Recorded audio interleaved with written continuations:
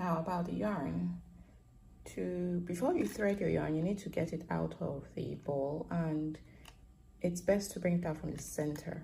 So to do that, you go to the center of your balls of yarn, and usually for most brands there is a tip right there in the center that you can pull out.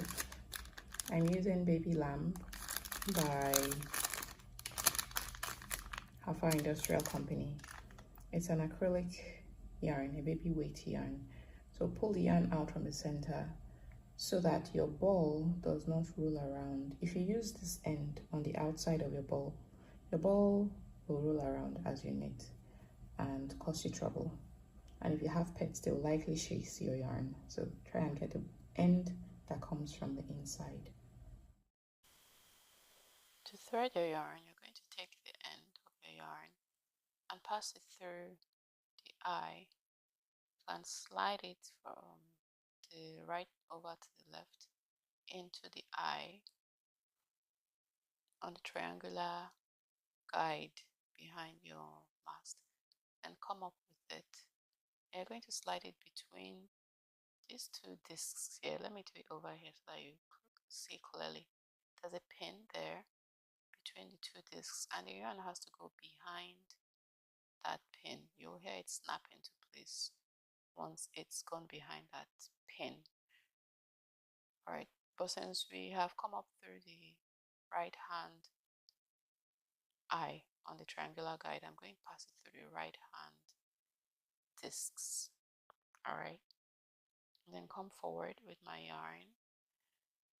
You might have a wax on that cylinder there, but if you don't, no worries.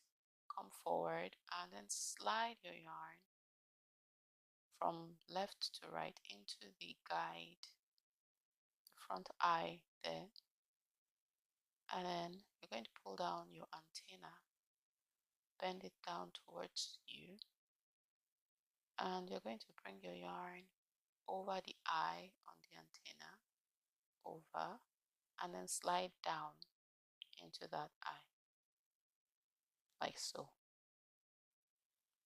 And that's it.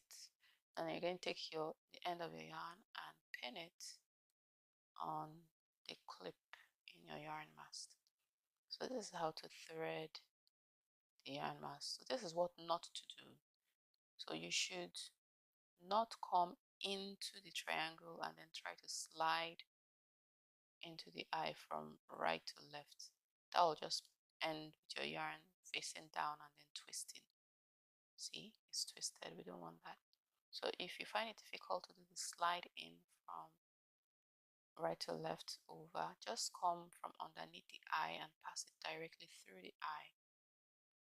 Right, then come between the two discs and then come forward to the front eye, and usually you should come over and slide into the eye, not under and in. When you do that under and in slide, you're going to twist the yarn. So instead of yarn coming out in front and facing forward, there's going to be a twist. Your yarn will be going backwards. So you want to come over and slide it into that eye so that your yarn flows smoothly through without a twist. And the same thing applies to the antenna. When you bring it down, you come over and slide down. Do not come around to the front of the antenna and then slide your yarn down into the antenna like this, because that twists your yarn and your yarn will not flow smoothly as you knit, and you're going to have difficulty knitting. Your yarn could even break. This is what we want, for the yarn to flow smoothly through the guide. So take note of what you shouldn't do as you knit. All right, now on your tension unit, you can control the tension of your yarn as it flows through the mast with this disc here. This is a tension dial. When the arrows are facing together, you have one arrow up and one arrow down facing each other, then you're in the middle of your tensions. So depending on how thick your yarn is, that affects where you're going to turn these discs to. If your yarn is really thick, turn it to the negative side so that your yarn flows more easily through those discs.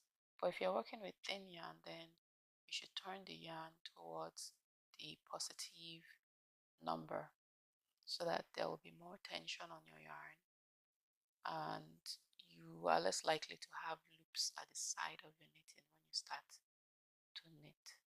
So this is something else to bear in mind.